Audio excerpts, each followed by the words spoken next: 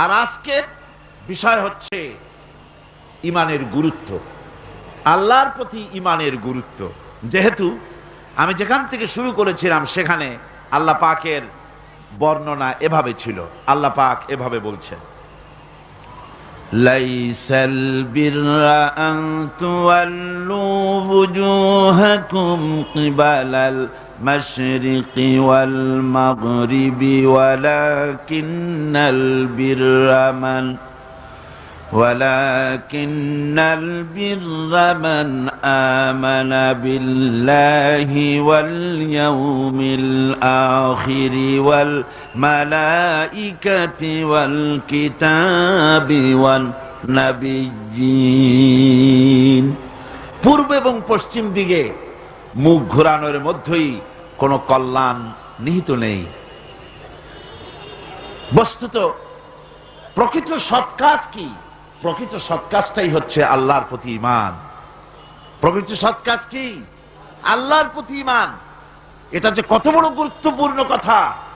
আপনি পূব দিকেই হোক আর পশ্চিম দিকেই হোক, যতই মুখ ঘুরান, যতই সেজদা দেন, যতই বিনয় প্রকাশ করেন, আল্লাহর প্রতি প্রকৃত ঈমান যদি আপনার তৈরি না হয়, তাহলে এই মুখ ঘোরানোর, এই সেজদা দেওয়ার মূল্যায়ন হবে না, গুরুত্ব বহন করবে না। এই জন্যে ইসলামের প্রত্যয় এবং আচরণের সামগ্রিক ব্যবস্থাপনায় প্রাথমিক মৌলিক যে জিনিসটি, সেটা হচ্ছে আল্লাহর প্রতি ঈমান। সেটা আল্লাহর প্রতি কি? ঈমান। আর এটা হলে ইসলামের প্রত্যেকটি ব্যাপারের উৎস এবং তার প্রত্যাবর্তন স্থল হচ্ছে আল্লাহ, আল্লাহর প্রতি ঈমান। যেমন ফেরেশতাদের উপর ঈমান কেন আনতে হবে? যেহেতু ফেরেশতারা আল্লাহর বানানো ফেরেশতা, এজন্য ফেরেশতাদের উপর ঈমান আনতে হবে। পয়গম্বরের প্রতি ঈমান আনবো কেন? যেহেতু তারা আল্লাহর পয়গম্বর। কিতাবের প্রতি ঈমান আনবো কেন? যেহেতু কিতাব হচ্ছে আল্লাহর বাণী। আখিরাতের উপরে বিশ্বাস, ঈমান আনবো কেন? এই জন্য যেহেতু তা আল্লাহ পাকের শেষ নির্ধারিত বিচারের দিন, সেজন্য। ফরজগুলি মানবো কেন? এই জন্য যেহেতু সেটা আল্লাহর হুকুম। কথা বুঝতে পেরেছেন কিনা? সুতরাং আল্লাহকে কেন্দ্র করে ইসলামের গোটা ব্যবস্থাপনাটা এর উপরে দাঁড়িয়ে আছে। এই একটিমাত্র জিনিসকে যদি জীবন থেকে বিচ্ছিন্ন করা হয়, আল্লাহর প্রতি ঈমানটা যদি জীবন থেকে বিচ্ছিন্ন হয়ে যায়, তাহলে ফেরেশতা, কিতাব, নবী, আখিরাত ইত্যাদির উপরে বিশ্বাস স্থাপন করা সবকিছুই গুরুত্বহীন। ইসলামের আল্লাহর প্রতি ঈমান এমন একটি কেন্দ্রবিন্দু, যা অপসৃত হলে পরে, যা ভুলে গেলে পরে ইসলামের গোটা ইমারতটা চুরমার হয়ে যাবে, ভেঙে চুরে যাবে। মূল বিষয় হচ্ছে আল্লাহর প্রতি ঈমান। মূল বিষয়টা কি?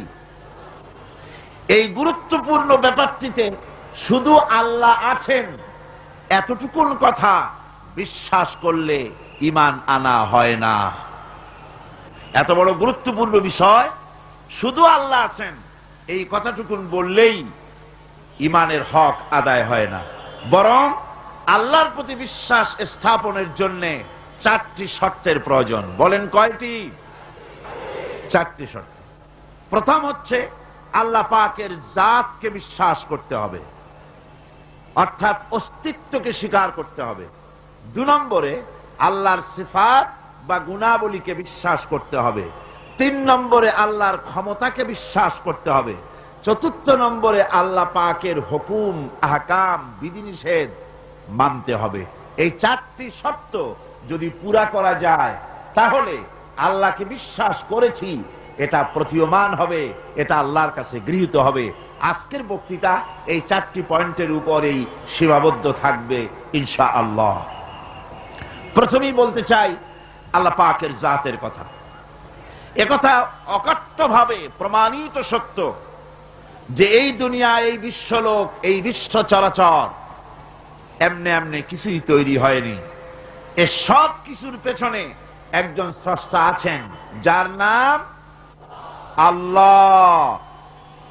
জোরে বলেন, তার নাম কি? আচ্ছা ভাই, আল্লাহর নাম নিতে আপনাদের কোনো শরম আছে? কোনো ভয় করে? কোনো লজ্জা করে নাকি? তাহলে চিৎকার দিয়ে মহব্বতের সাথে বলেন, আকাশ জমিনের সবকিছুর নিয়ন্ত্রণকারী এবং স্রষ্টা কে? সুবহানাহু ওয়া তাআলা। আল্লাহ সুবহানাহু ওয়া তাআলা তিনি সবকিছু সৃষ্টি করেছেন এবং সবকিছুর নিয়ন্ত্রণ করছেন। তিনি এক উচ্চ মহান শক্তি, যে শক্তি অপ্রতিদ্বন্দ্বী, যে শক্তির মোকাবেলায় এই পৃথিবী কোনো কিছুই তার মোকাবেলায় টেকে না। সেই আল্লাহ পাক তিনি ছিলেন, তিনি আছেন, তিনি থাকবেন। তার কোনো শুরু নাই, তার কোনো শেষ নাই। আর তার ক্ষমতার প্রতিদ্বন্দ্বী আকাশেও নাই, জমিনেও। এই কথাটি আল্লাহ রাব্বুল আলামিন ছোট্ট একটি সূরার ভিতরে সুন্দর করে মানুষকে শুনিয়ে দিয়েছেন। কুল হুয়াল্লাহু আহাদ। আমার সাথে সবাই পড়েন, কুল হুয়াল্লাহু আহাদ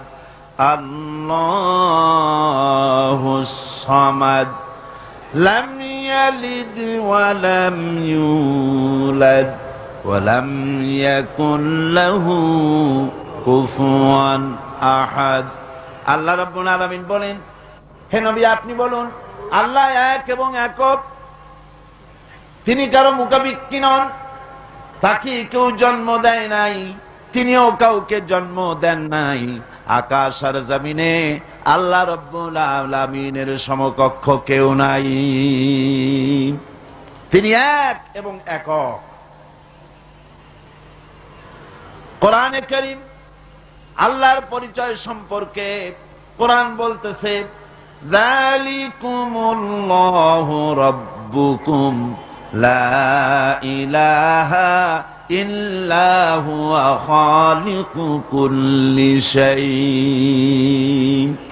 যালিকুমুল্লাহু রাব্বুকুম, এই হচ্ছে আল্লাহ, যিনি তোমাদের রব। সুবহানাল্লাহ, সুবহানাল্লাহ বলেন।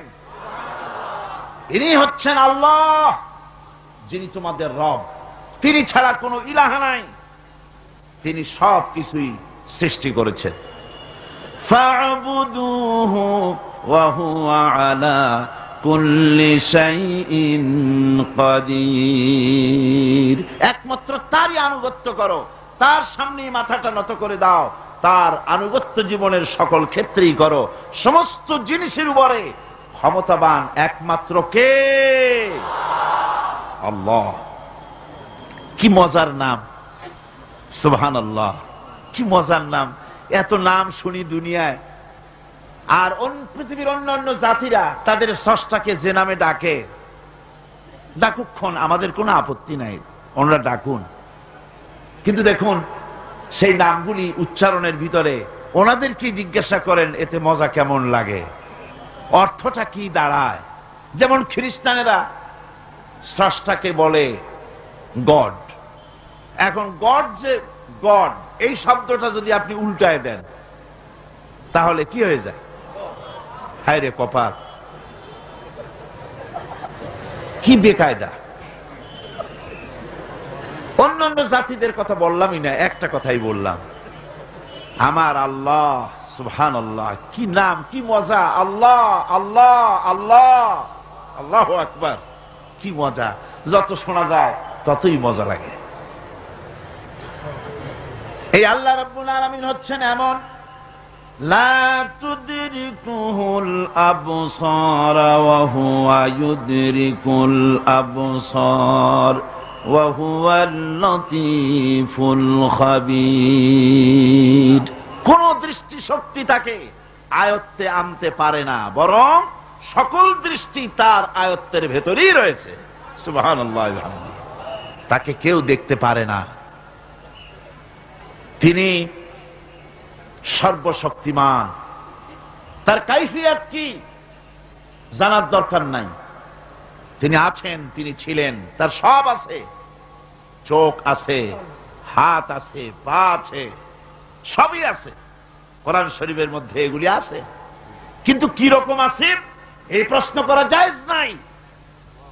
তার কাইফিয়াত ভিন্ন। আল্লাহ পাকের সব রয়েছে, তিনি সব দেখতে পাচ্ছেন, তিনি সমস্ত সৃষ্টিকুলের স্রষ্টা।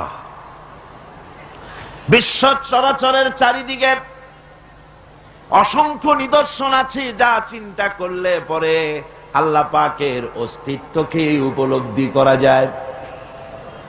কিন্তু যারা পাগল, অর্থাৎ যাদের চিন্তা শক্তি কম, এত কিছু দেখার পরেও তাদের ইমানে, তাদের মাথার ভিতরে আল্লাহর অস্তিত্ব ঢোকে না।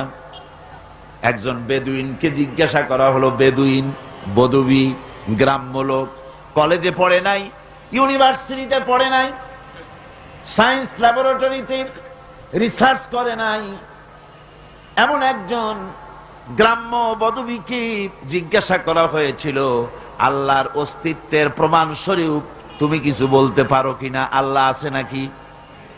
ওই গ্রাম্য লোক বললেন,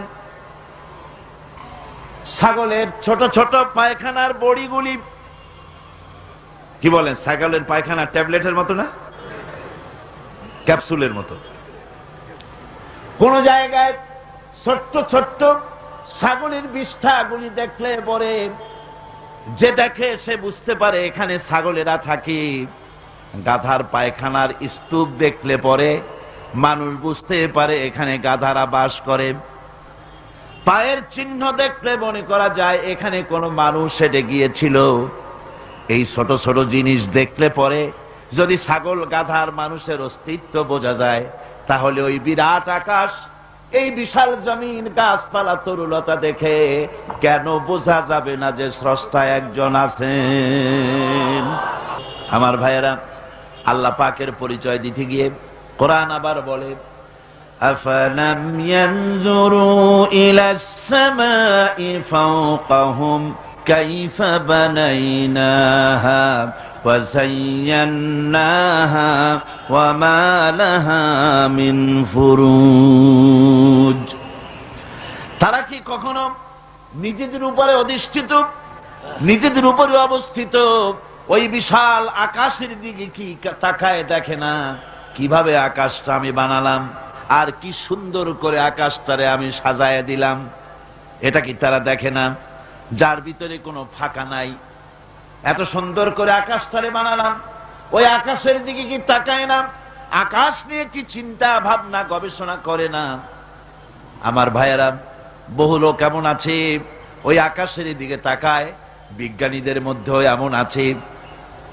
কেউ কেউ বলে আকাশ বলতে কোনো জিনিস নাই, অনেক দূর, তাই নীলা নীলা দেখা যায়, আকাশ বলে কোনো জিনিস নাই।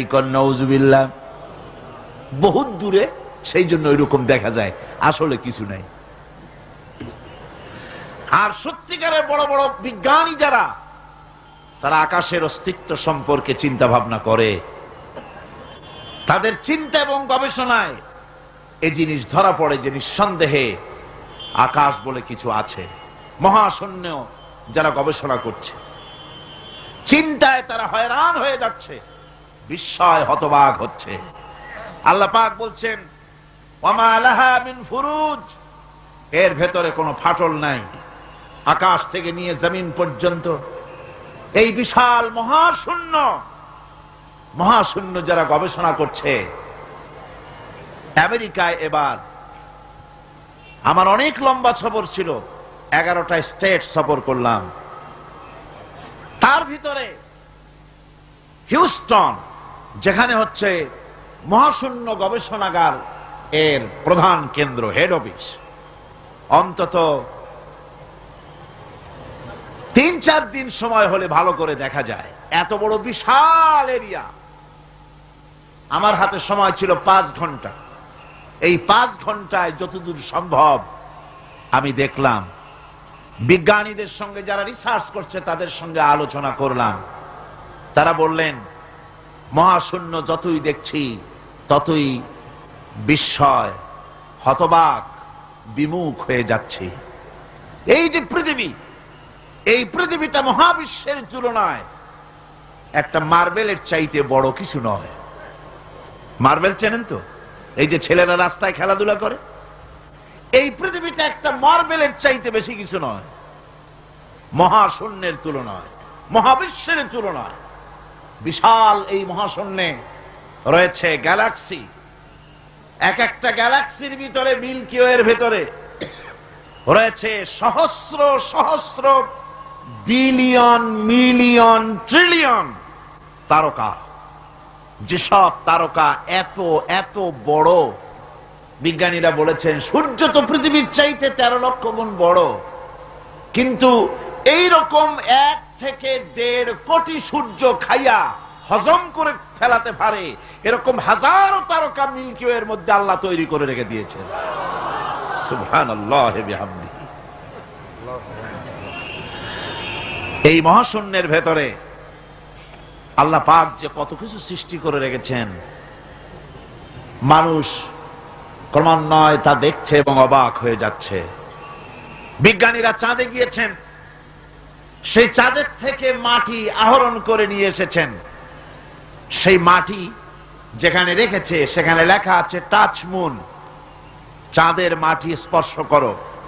আমি একটু হাত দিলাম, আমার কাছে মজাই লাগলো যে মরতে বসে আমি মহাশূন্যের চাঁদের মাটিতে হাত দিয়ে দেখলাম, ভালোই লাগলো।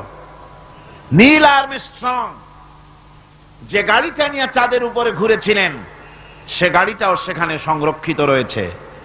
মাটির ভিতর থেকে সব রকমের খনিজ পদার্থগুলি আলাদা করে চাঁদের সলিড মাটি যেটা, সেই মাটিটা তারা গ্লাস দিয়ে বড় রকমের বক্স তৈরি করে ওর মধ্যে চাঁদের এনভায়রনমেন্ট, চাঁদের পরিবেশ তৈরি করে ওর ভিতরে টমেটো গাছ, ভুট্টা গাছ, ধানের গাছ লাগিয়েছে। আমি দেখে এসেছি গাছগুলির চারা এত বড় হয়েছে। ওরা এক্সপেরিমেন্ট করছে যে চাঁদের মধ্যে টমেটো চাষ করা যায় নাকি। আসলে এটা তো সম্ভব নয়, তবে চাঁদে যে মাটি আছে বিজ্ঞানীরা তা প্রমাণ করছেন। আর বিজ্ঞানীরা যত বেশি মহাশূন্য নিয়ে চিন্তা ভাবনা করছে, ততই আকৃষ্ট হয়ে পড়ছে যে নিঃসন্দেহে কেউ আছেন, নইলে এই শৃঙ্খলাপূর্ণ অবস্থা চলতে পারে না। আল্লাহ রাব্বুল আলামিন বলেন, তিনি যে আছেন তার জাত, তার অস্তিত্বের প্রমাণ দিতে গিয়ে কোরআন বলে, ওয়াল আরদা মাদাদনাহা ওয়া আলকাইনা ফিহা রাওয়াসিয়া ওয়া আমবাতনা ফিহা মিন কুল্লি যাওজিন বাহিজ। আল্লাহ রাব্বুল আলামিন বলেন, আমি জমিনকে বিছায় দিয়েছি আর এর উপরে পাহাড় বিন্যস্ত করে দিয়েছি।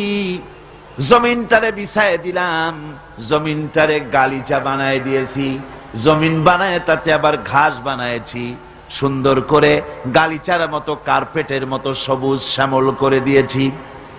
এরপরে এর উপরে পাহাড়গুলি দিয়া দিলাম, পাহাড় দিয়া জমিনকে টাইট করে দিলাম। তাবসিরাতান ওয়া যিকরা লিকুল্লি আবদিন মুনিব।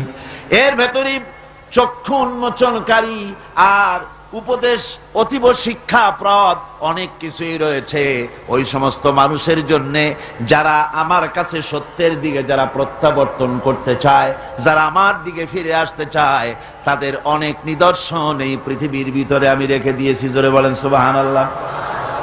আল্লাহ পাক বলেন, দেখো এর প্রত্যেকটি জিনিস, প্রত্যেকটি পাতা, প্রত্যেকটি তৃণ, যা কিছু দেখতে পাও সব আল্লাহর সাক্ষী দিচ্ছে আল্লাহ আছেন। আল্লাহ পাক বলেন, একটু তাকাও উপরের দিকে। আওয়ালাম ইয়ারাউ ইলা তায়রি ফাওকাহুম সাফাতিন ওয়া ইয়াকবিদনা মা ইউমসিকুহুন্না ইল্লার রহমান। দেখে নাকি তারা পাখিটি কেমন, লোক মেলি দুটি লঘু ডানা উড়িয়া বেড়ায় শূন্যের পরে, নাহি তার কোনো মানা। আবার সে ডানা, আবার সে কবু ডানা গুটাইয়া চলে, কিন্তু পড়ে না তবু। বলো কে বা তারে শূন্যে রাখিছে ভিন্ন সে এক প্রভু।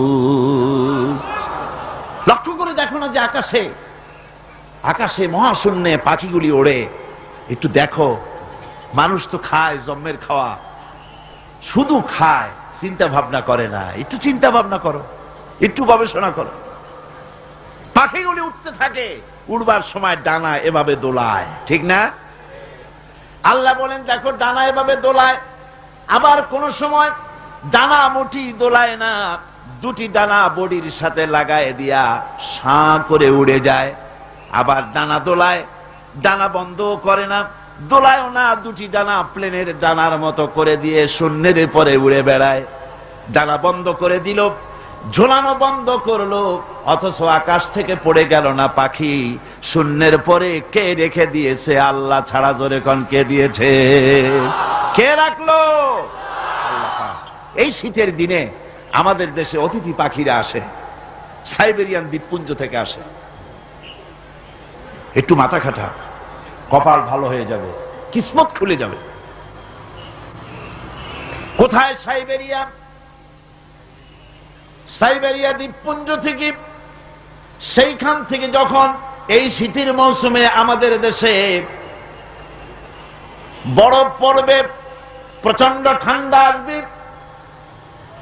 টেলিভিশন এবং রেডিওতে পাখিদেরকে কেউ শোনায় না। ওরা বুঝতে পারে ঠান্ডা আসতেছে। ওই ঠান্ডা আসার পূর্বক্ষণে ঝাঁকে ঝাঁকে, লাখে লাখে, কোটি কোটি পাখি একসঙ্গে ওড়া আরম্ভ করে দেয়। জাহাজগুলি চলে সমুদ্রের ভিতরে।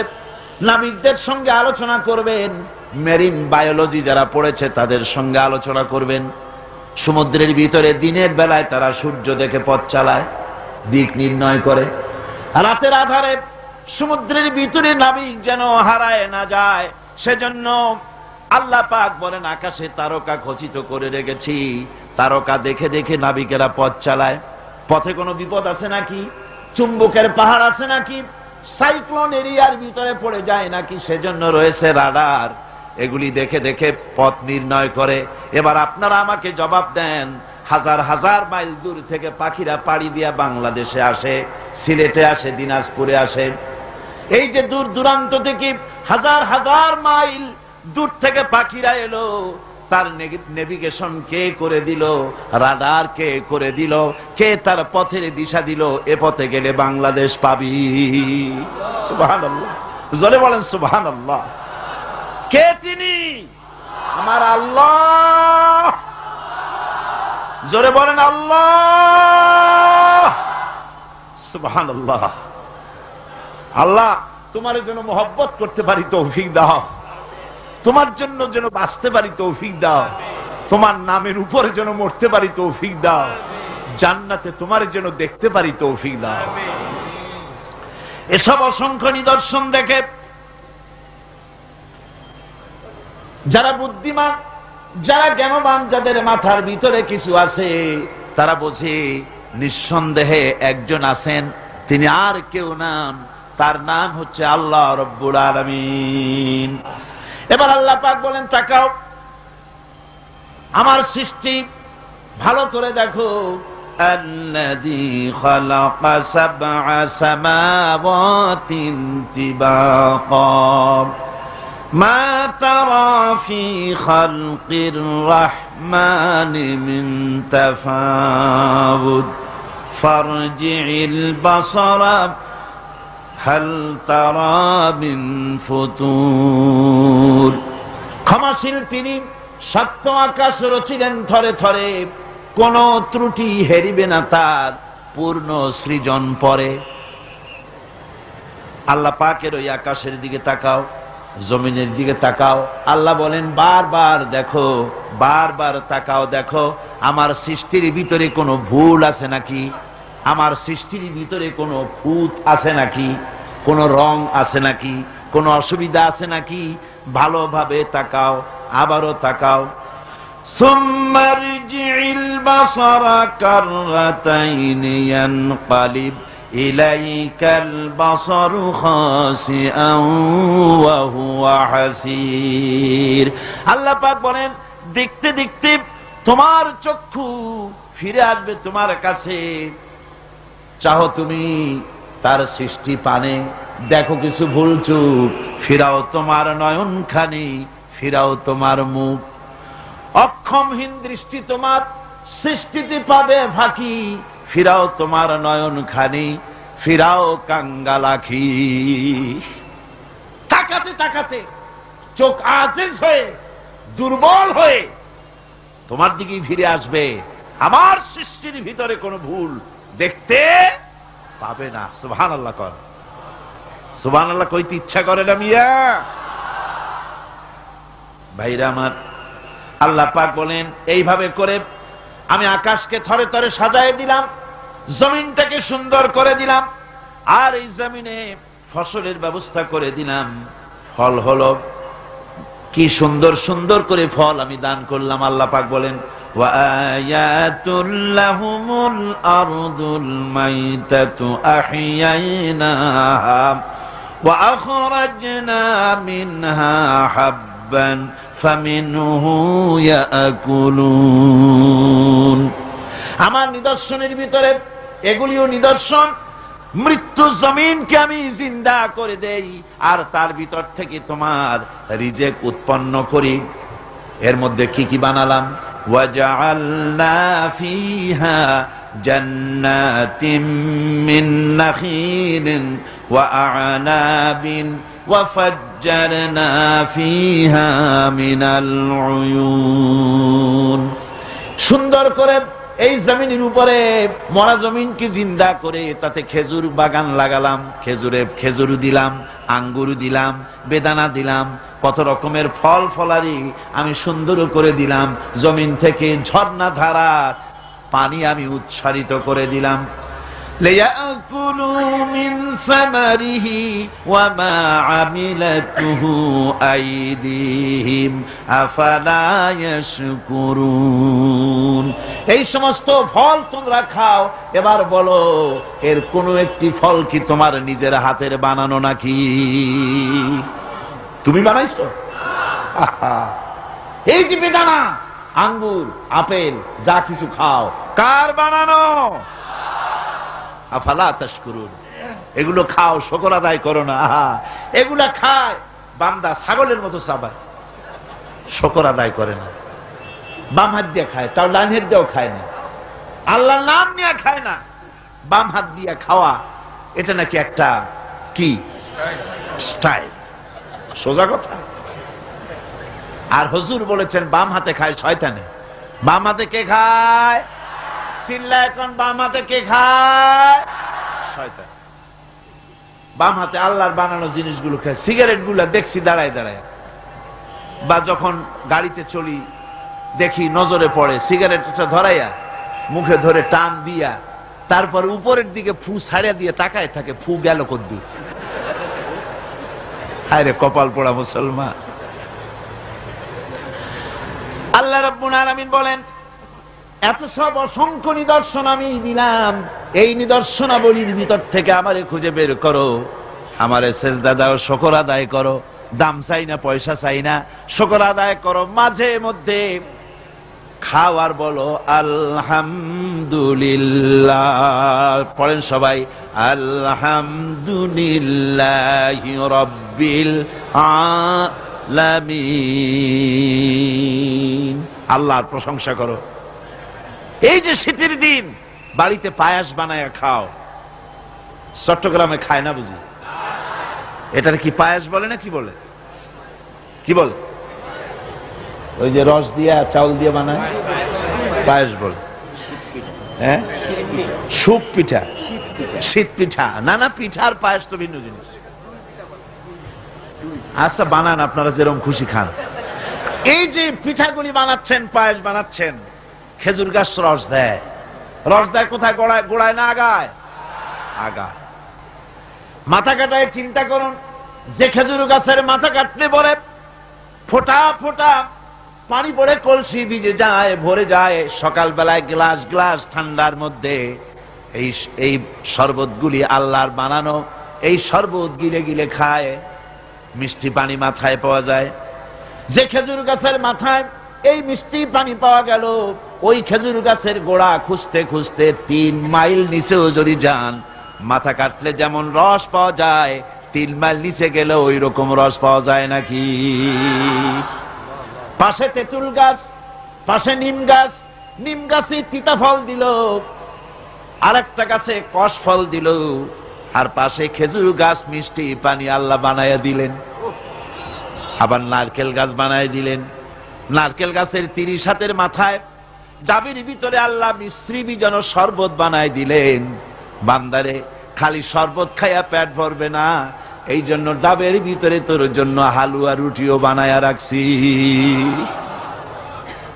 এরপরেও যদি বলে আল্লাহ নাই, আহা, এর বুঝাবার কোন উপায় নাই।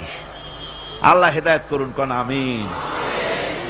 মহান আল্লাহ রাব্বুল আলামিন বলে, বান্দারে দুগ্ধ পোষ্য, দুধ প্রদানকারী, দুগ্ধ দানকারী চতুষ্পদ জন্তুর ভিতরে আমি আল্লাহ রাব্বুল আলামিনের নিদর্শন আছে, উপদেশ আছে তোদের জন্য। ওয়া ইন্না লাকুম ফিল আনআমি লাইবরা নুসকিকুম মিম্মা ফি বুতুনিহি মিন বাইনি ফারসিন ওয়া দামিন লাবানান খালিসান সাইগান লিশশারিবিন। চতুষ্পদ জন্তুর ভিতরে আমি আল্লাহ নিদর্শন আছে, তোমার শিক্ষা আছে।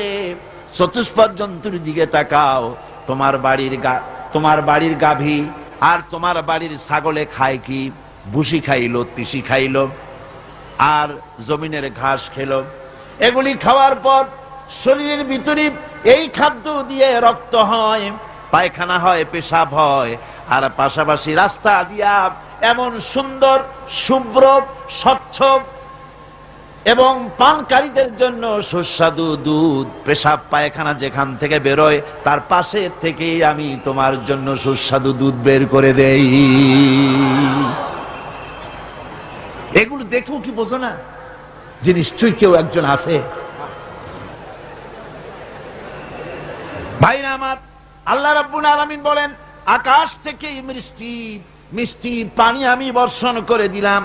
এই মিষ্টি পানি, সমুদ্রের পানিগুলি নোনা, এই নোনা পানিগুলি লক্ষ্য করেন, মাথা খাটান, তামাম দেশের সমস্ত আবর্জনাগুলি সব সমুদ্রে চলে গেল।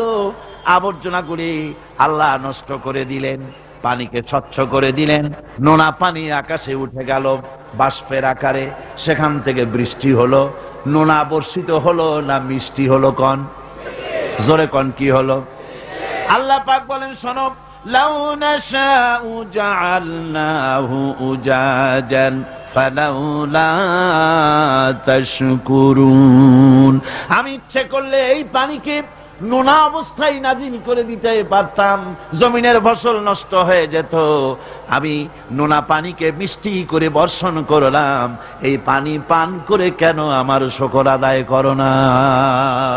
এ পানি পান করো আর আমার শুকর করো। পড়ো, আলহামদুলিল্লাহি রাব্বিল আলামিন। আমার বন্ধুগণ, কেউ কেউ বলতে পারে, আল্লাহ যদি বৃষ্টির পানি যদি না দেন আমার কি অসুবিধা? আমার জমিনের ফসলের কি অসুবিধা? আমার খালে পানি, আমার বিলে পানি, আমার হাওড়ে পানি, আমার পুকুরে পানি, আমার কুয়ায় পানি, আল্লাহ বৃষ্টি না দিলে কি হবে? আল্লাহ পাক বলেন, শোনো কি হবে। কুল আরাআইতুম ইন আসবাহা মাউকুম গাওরান ফামান ইয়াতিকুম বিমাইম মাইন। বলো দেখি, সবে শুকাইয়া যদি যায় এই জমিনের পানি, তাহলে হেথায় তটনির ধারা কে দিবে সবারে আনি?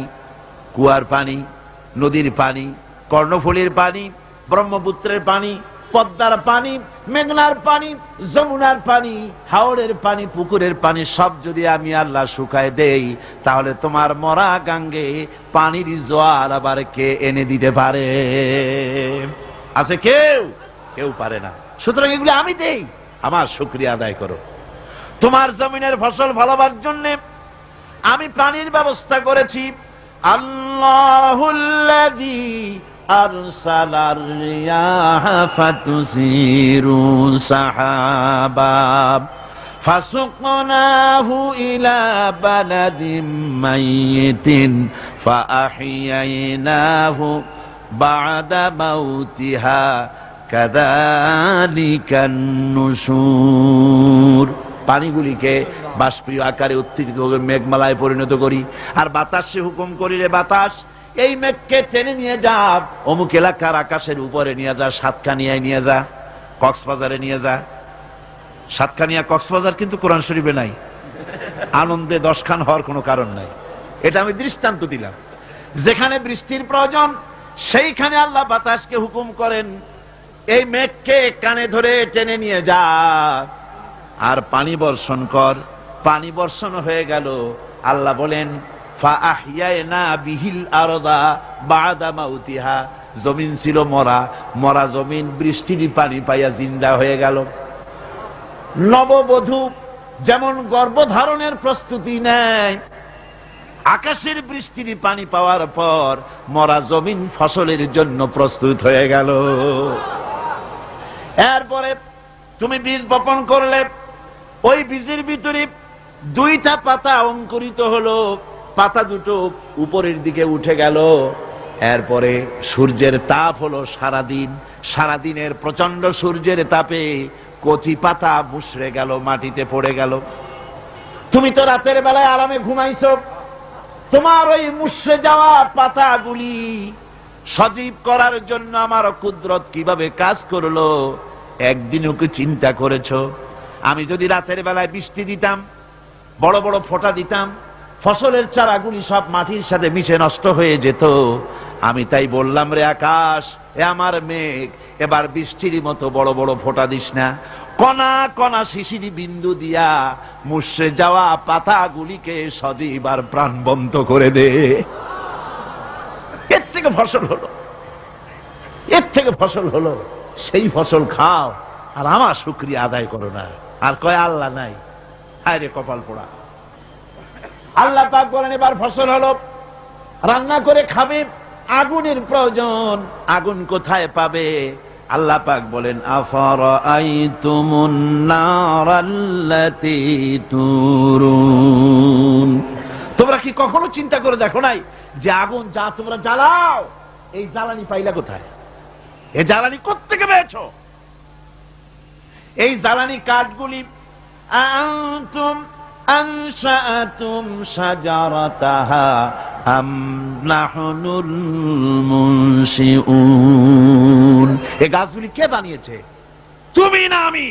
কে বানিয়েছে? চিল্লা এখন কে বানালেন? আল্লাহ পাক বানিয়েছে। সুন্দর করে গাছ বানালাম, গাছ দিয়া দেশ ভরে দিলাম। এই গাছগুলি মানুষেরা পাইকারি দরে কাটে, গাছ আর লাগায় না।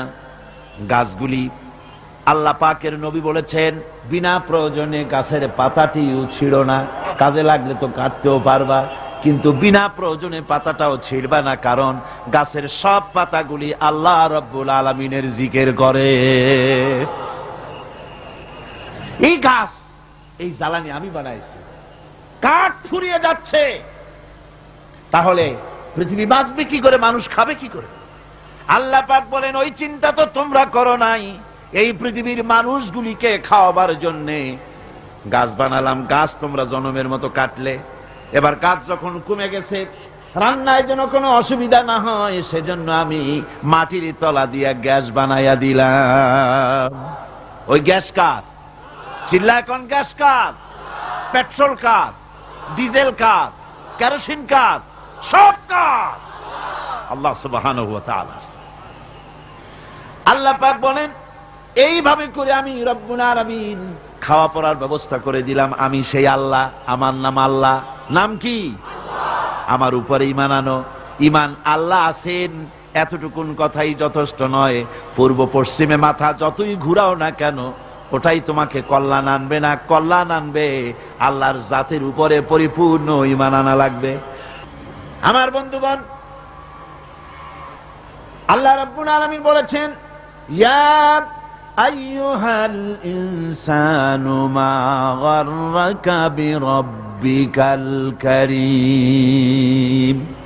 হে মানুষ, কে তোমাকে তোমার এই মহামান্বিত সম্মানিত এই প্রভুর ইবাদত থেকে, গোলামি থেকে কে ফিরিয়ে দিল? কোথায় যাচ্ছ, কোথায় ফিরছো? ফিরে আসো, আল্লাহ আছেন। এটা বিশ্বাস করতে হবে। এটা হলো প্রথম বিশ্বাস। ইমানের সবচাইতে বড় কথা হলো আল্লাহর প্রতি ঈমান আনা। এই আল্লাহর প্রতি ঈমান আনতে হলে শর্ত কয়টা? জোরে বলেন কয়টা? 4টা। তার শুনলেন কয়টা? একটা। এবার আমি আপনাদেরকে বলবো আল্লাহর সিফাতের কথা। জাত বলেছি, আল্লাহর অস্তিত্ব। এবার হলো সিফাত। সিফাত হলো গুণ, গুণাবলী। এই গুণাবলীকে আল্লাহর গুণাবলীকে বিশ্বাস করতে হবে। আল্লাহর অসংখ্য গুণ আছে, যে গুণের কোনো শেষ নাই। আল্লাহ পাক বলেন ওয়ালিল্লাহিল মাসালুল আ'লা ওয়া হুয়াল আজিজুল হাকীম।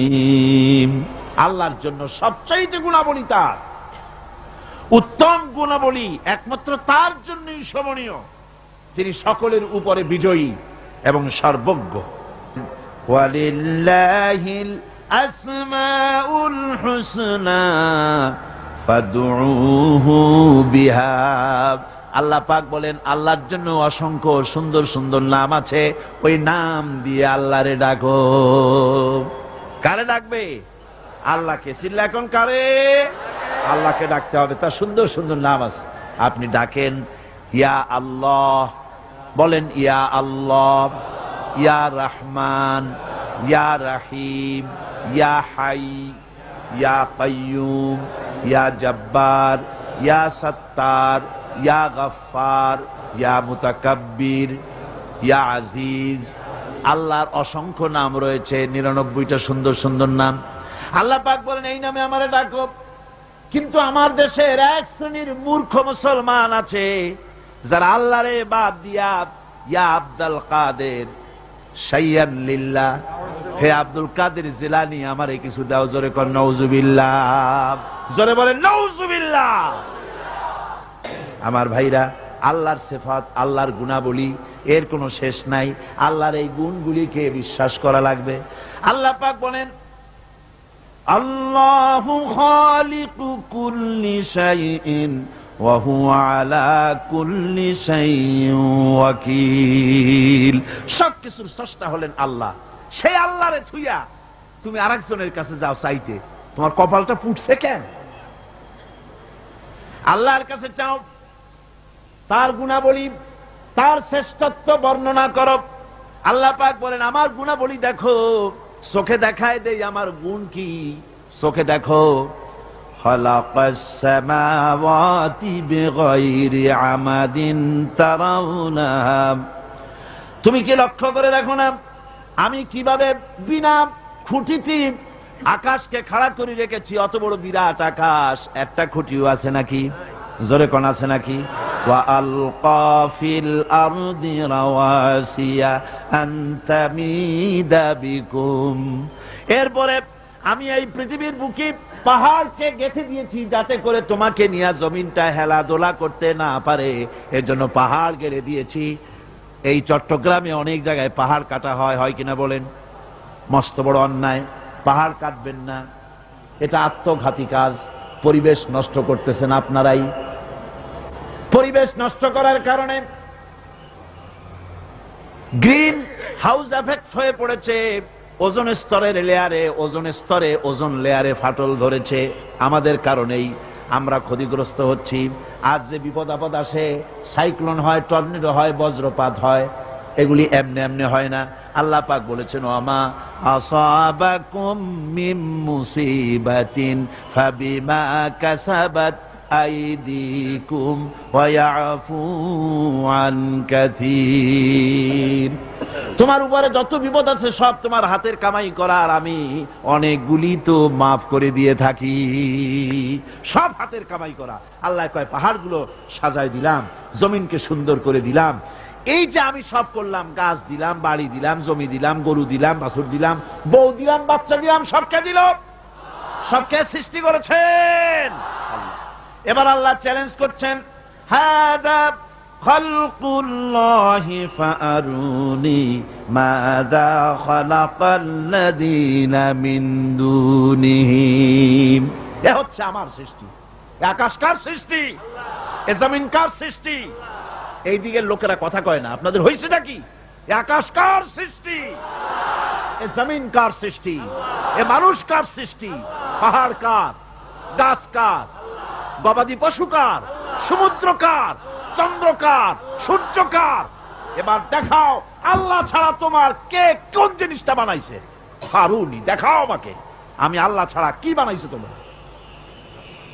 সব আমি বানিয়েছি। আল্লাহ রাব্বুল আলামিন বলেন,